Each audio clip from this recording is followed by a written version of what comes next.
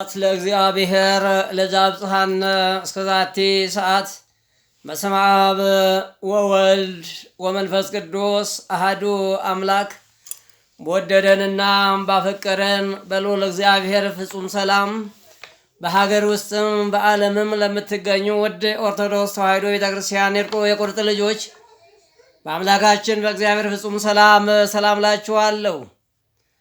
ዛሬ እንደ አምላካችን እንደ እግዚአብሔር መልካም ፈቃድ ስለ አብ ነፍስ እንነጋገራለን፣ እንማማራለን። ለእኔ ርቱዕ አንደበትን ለእናንተ ሰሚ እዝነ ልቦናን ሰጥቶ አምላካችን እግዚአብሔር እንዲመክረንና እንዲያስተምረን የእርሱ ፈቃድ ይሁንልን።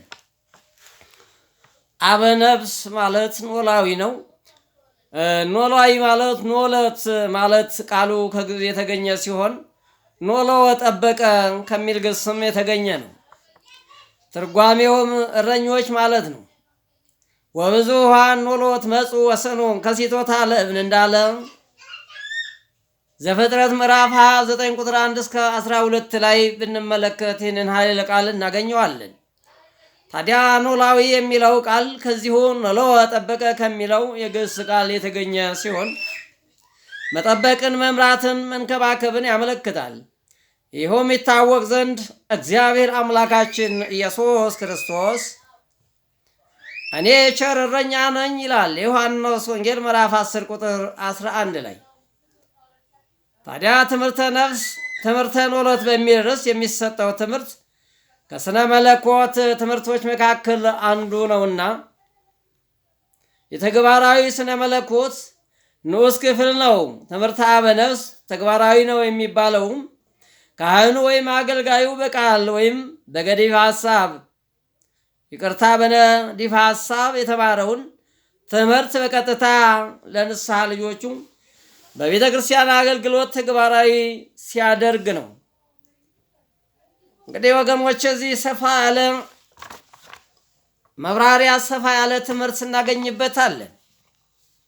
የዮሐንስ ወንጌል ምዕራፍ 10 ቁጥር 11 ላይ እንዳየነው እኔ ቸር እረኛ ነኝ ይላል እግዚአብሔር። አምላካችን እግዚአብሔር እንደ ራሴ አድርጎ የሾማቸው ካህናቱን ነው። ጠባቂ አድርጎ የሾማቸው አባቶቻችን ሐዋርያትን ነው።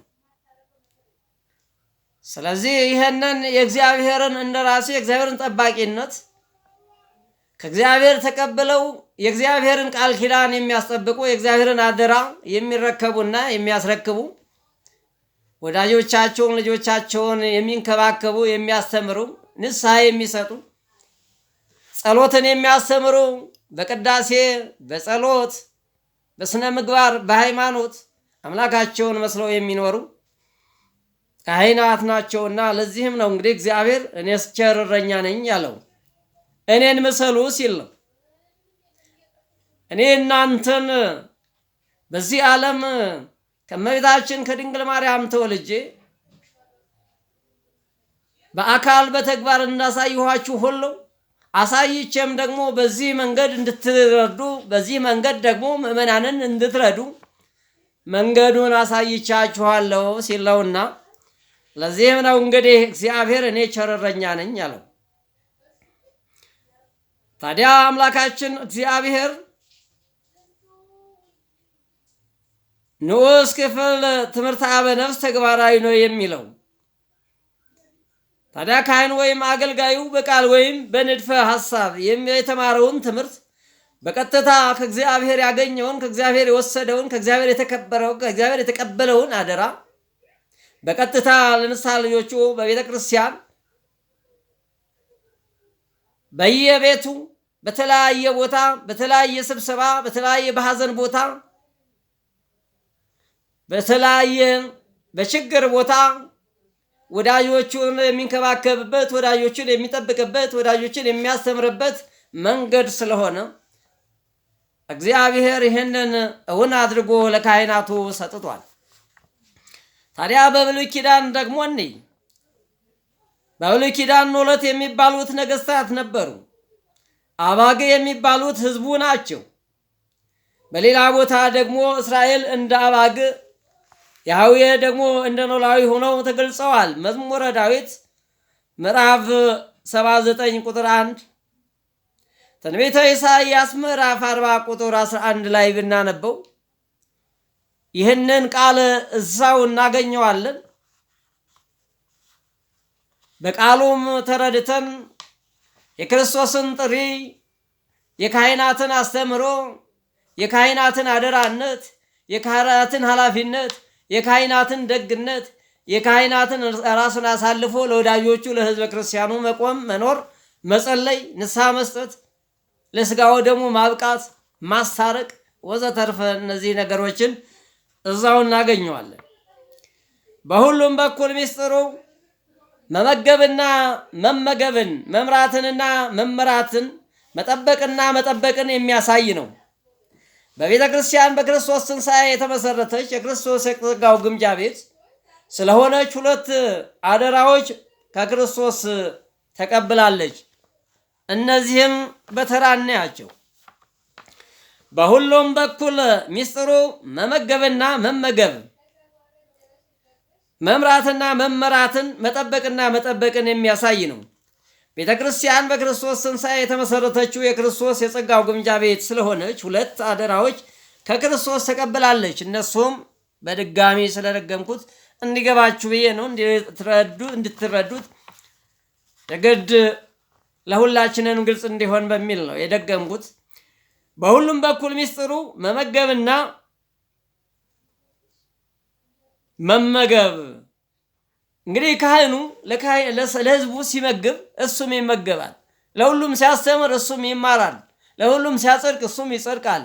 ለሁሉም ሲመራ እሱም ይመራል። መሪ እግዚአብሔር ስለሆነ፣ የሁሉም ባለቤት እግዚአብሔር ስለሆነ በእነሱ መንገድ ብናየው መልካም ነው። እንግዲህ አንደኛው ማስተማር፣ መመገብ ናቸው።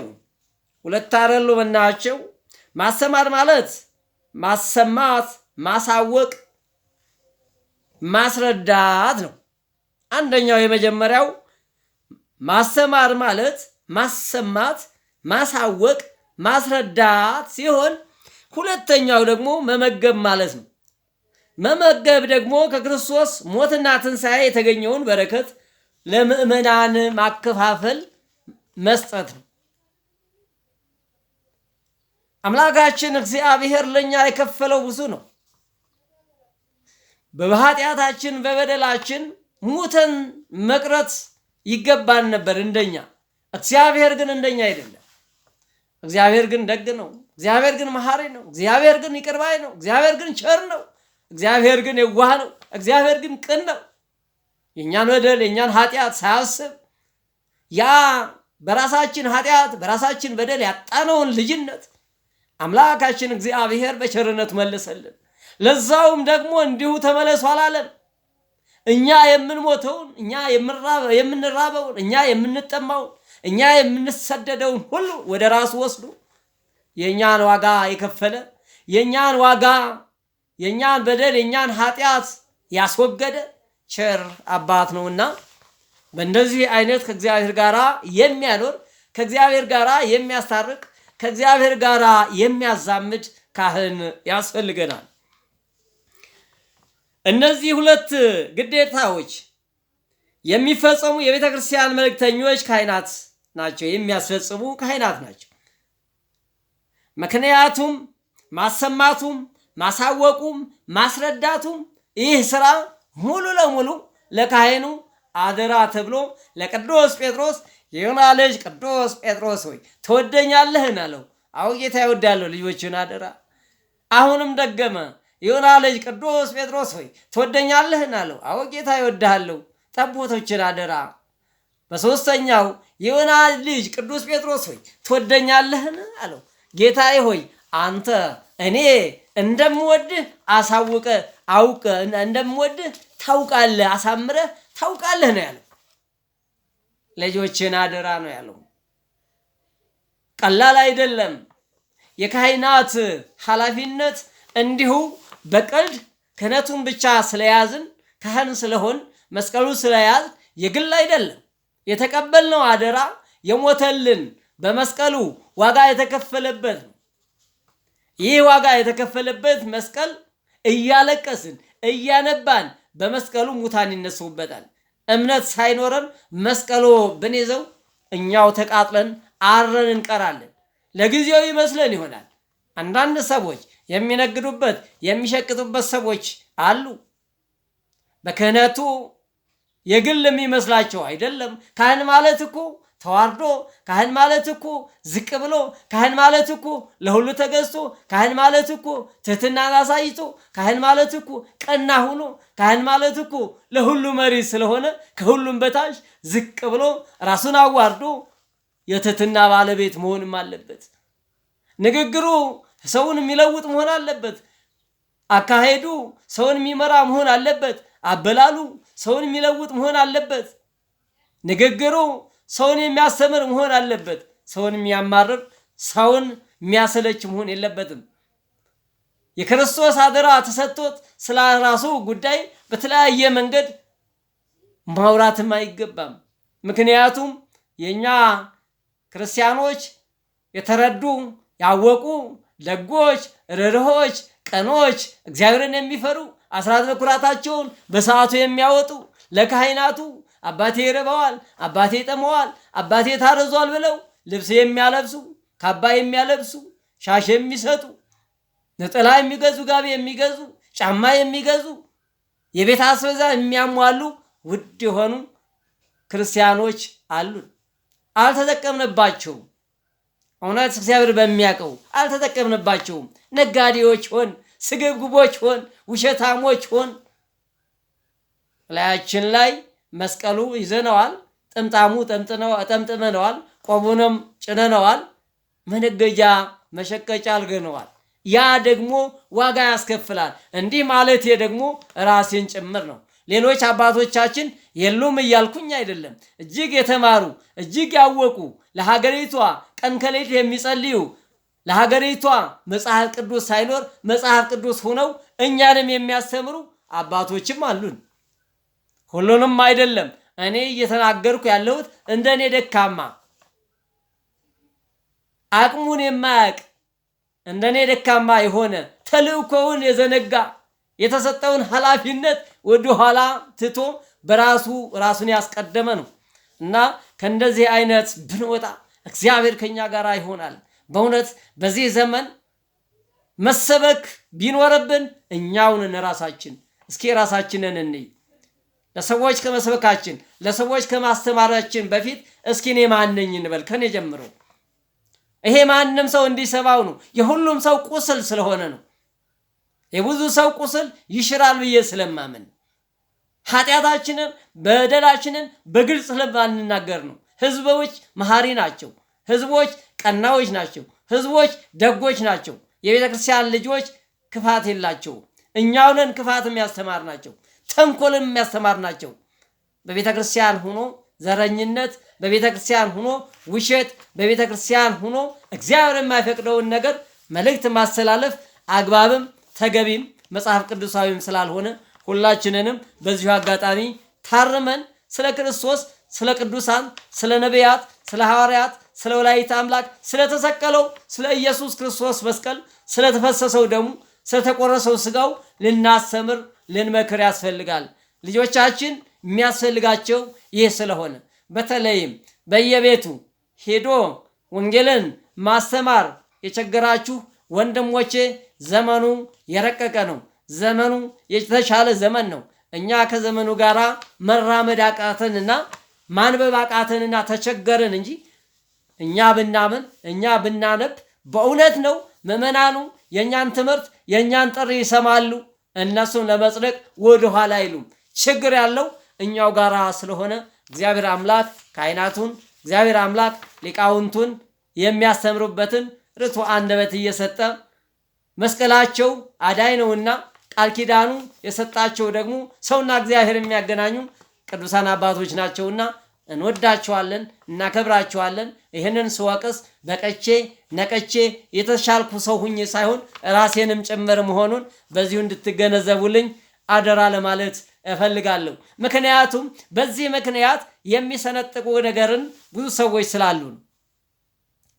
ከማስተምረው መልካሙን ይልቅ ክፉ ክፉን እየለቀሙ እንክርዳድ የሚሆኑ ሰዎች ስለሚበዙ ነው።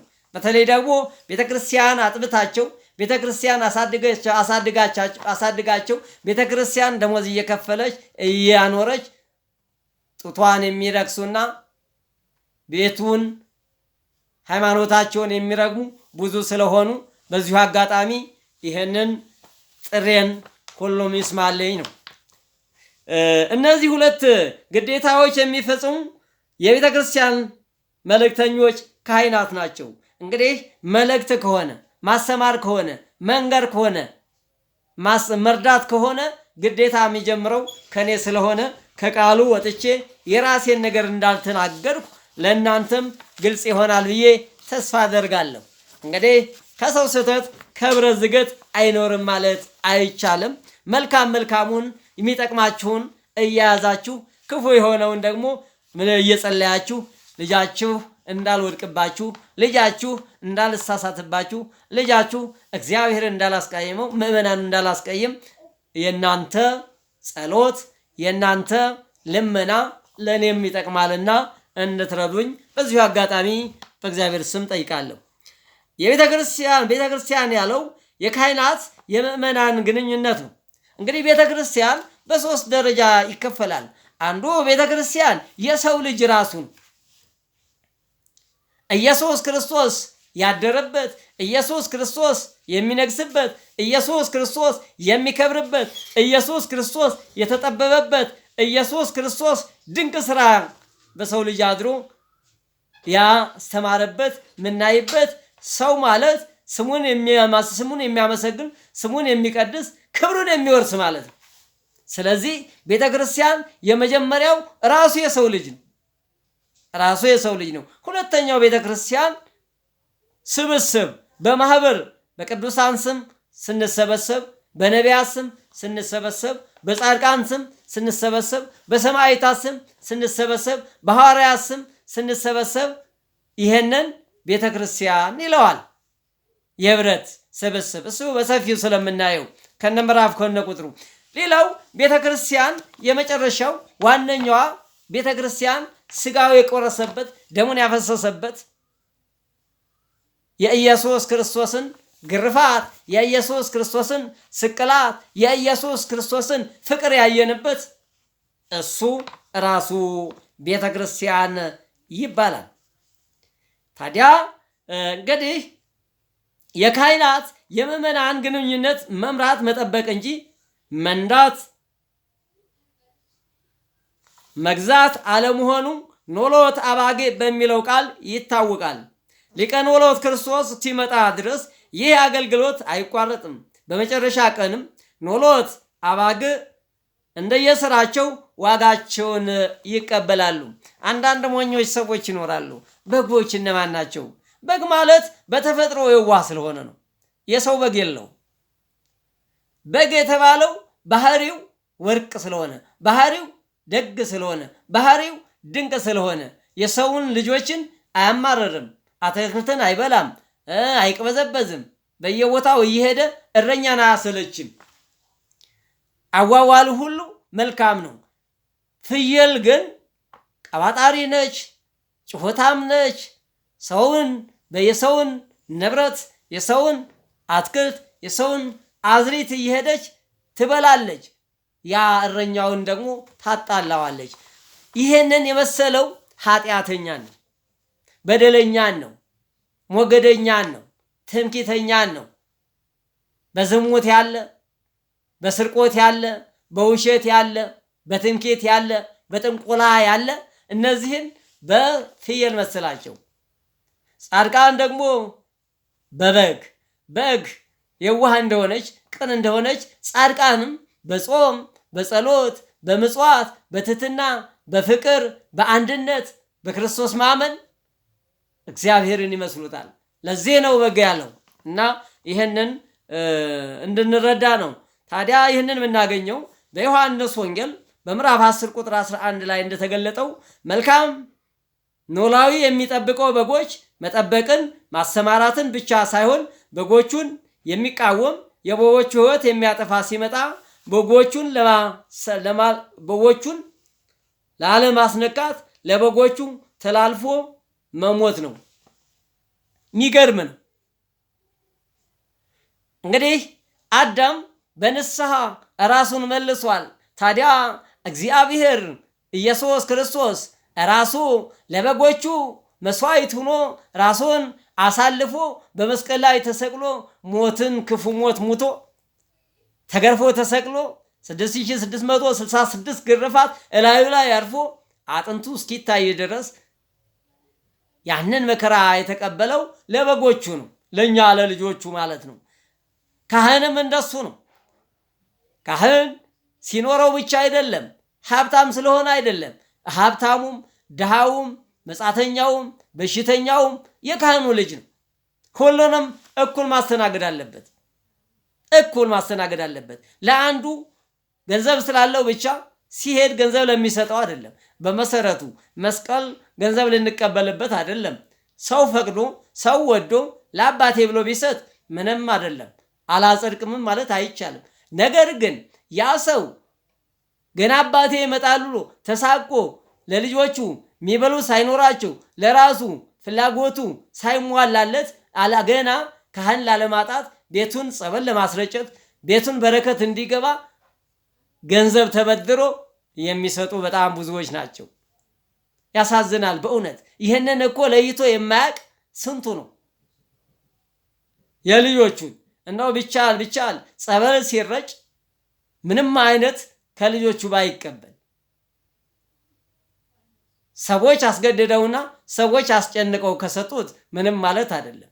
ባያስለምድ መጀመሪያ ልጆቼ ብሎ ልጅ ሀ ብሎ ሲይዝ ልጅ ሲጀምር የራሱን ገንዘብ እንደማይፈልግ ከነሱ ምንም አይነት ፍላጎት እንደሌለው ለነሱ ብቻ ሰውና እግዚአብሔር የሚገናኝበትን ቃለ እግዚአብሔርን ብቻ እንዲያስተምር እንዲረዳቸው ሲታመሙ ሲቸገሩ ሲጨነቁ ሲደሰቱ እንዲጋራቸው ማስተማሩ መልካም ነው።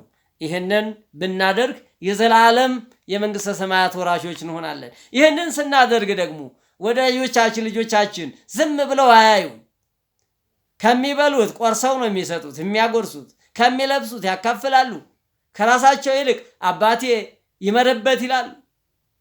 እነሱ የማይለብሱትን ለአባት ያለብሳሉ። እነሱ የማይጫምቱን ለአባታቸው ያጫማሉ። ለነሱ ማያገኙትን ገንዘብ ለአባታቸው ይሰጣሉ። ሕይወታቸውን አሳልፈው እስከ መስጠት ይደርሳሉ። ይህንን አዲስ የኖሎት ስርዓት በክርስቶስ የተማርነው ነው። በጎቼ እያለ ለሚጠራቸው ምእመናን ለውጥ በመስቀል ላይ ሙቷልና እንግዲህ የቤተ ክርስቲያን ካህናት በምስጢረ ክህነት የወረሱት ይህንን አደራ ለምእመናን ለመጠበቅ ለመመገብና ሲያስፈልግም ሕይወትን ሳይቀየር ለምእመናን አሳልፎ ለመስጠት ነው። ይህንን መመሪያ ያወቁ ሐዋርያት የጌታችን መምጣት ተገኝተው ነቅተው በመጠበቅ የኖላዊነት የመጋቢነት ተልእኳቸውን በሚገባ እየታዘዙ ሲፈጽሙ ኑረዋል። በሐዋርያት ሥራ ላይ በየቦታው ተጽፎ የምናገኘው ሐዋርያት ምዕመናን ለመጠበቅና ለመመገብ ያደረጉትን ተጋድሎ ለአንድ ካህን ወይም ሐዋርያ ተቀዳሚ ተግባሩ ክርስቶስ በደሙ የገዛትን የቤተ ክርስቲያን ከነጣቂ ተኩላዎች መጠበቅና ማስከበር መሆኑ በዚሁ ላይ ተወስቷል። የሐዋርያት ሥራ ምዕራፍ 20 ቁጥር 28 ላይ እስከ 31 ብናይ ይህንን ኃይለ ቃል እናገኘዋለን። ይህንን ከክርስቶስ የተቀበሉትን ትልቅ ኃላፊነት አደራ በአግባቡ መወጣት ሲገባ በአገልግሎቱ የሚቀልዱ ደግሞ አሉ። የተሰጣቸው ኃላፊነት ባለመዋጣት ስለማያገለግሉ ጠባቂዎች በዮሐንስ ወንጌል በምዕራፍ 10 ቁጥር 12 እና 13 ላይ ተገልጿል። እንግዲህ ሰነፎቹን በደንብ ጋር ሁነን እንደኔ አይነቱ ሰነፍ እናየዋለን። በዮሐንስ ወንጌል በምዕራፍ 10 ቁጥር 12 እስከ 13 ላይ እዛው ተጽፎ እናገኘዋለን። እነዚህ ጠባቂዎች ባለቤት ሳይሆኑ ሙያተኞች ወይም ምንደኞች ናቸው። እነዚህ ሙያተኞች የሚቆጠሩት ወር መሙላቱንና ደሞዝ ማግኘታቸው ብቻ እንጂ ለበጎች ሕይወት የማያስቡ መሆናቸው ጌታችን ተናግሮታል። የሚገርም ነው። እያየን ስለሆነ የቤተ ክርስቲያን ሙዳየ ምጽዋት የሚገለብጡ ያሳዝናል። ካህናት አባቶቻችን እየተራቡ እየተጠሙ ውስን የሆኑ ሰዎች ሙዳየ ምጽዋቱን ሲገለብጡት ሲሰርቁት ያሳዝናል። ምእመናኑ ለካህናት አባቶች ገንዘቡን አውጥቶ ለእግዚአብሔር ገንዘቡን አውጥቶ ለእውነት ገንዘቡን አውጥቶ ለሃይማኖት ገንዘቡን አውጥቶ እየሰጠ የተሰጣቸው ደሞዝ አልበቃቸው ብሎ ስርቆት የሚገቡ ሰዎች እጅግ በጣም ያሳዝናሉ። በእውነት ነው የምላቸው፣ አጸያፊ ነው።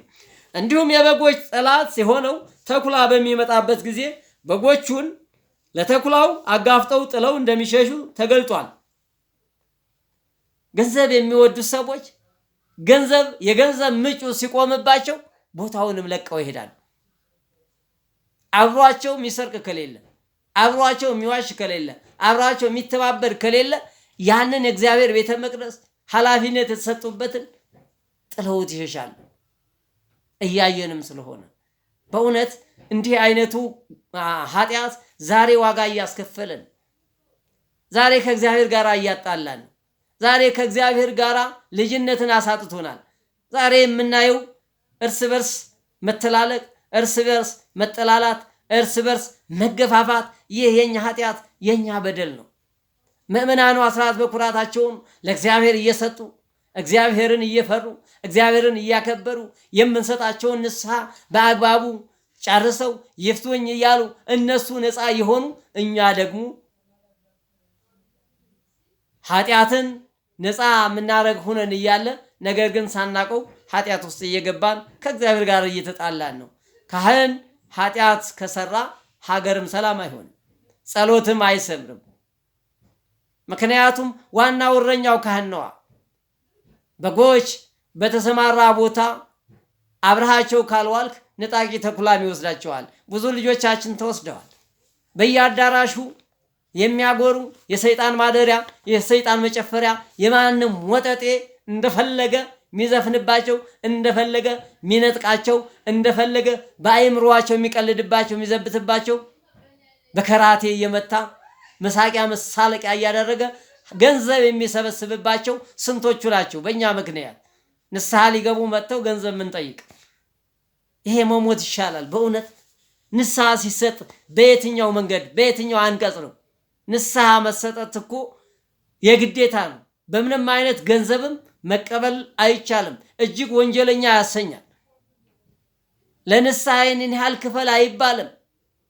እንደው ቢቻል ለቤተ ክርስቲያን ይህን ያህል አድርግ፣ ለድሆች ይህንን ስጥ፣ ዕጣን ጧፍ ግዛ ሊባል ይቻል ካልሆነ በስተቀር ለእኔ ይህንን ያህል ካልሰጠኸኝ ብሎ ገሸሽ ብሎ ምእመናንን እንዲጠፉ ከደሙ ተጠያቂ እንድንሆን እኛን ነው እየጠቆመን ያለ። ትውልዱ እየተናገረ ነው፣ ወጣቱ እየተናገረ ነው፣ ምእመናኑ እየተናገረ ነው። የእኛን ገበና በአደባባይ እያወጡት ነው።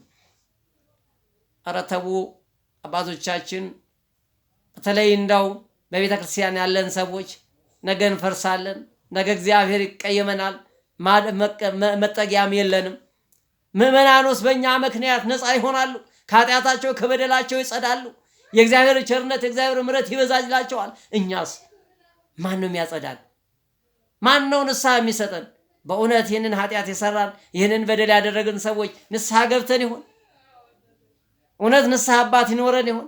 ንስሐ አባታችን ተናግረን አውቀን ይሆን?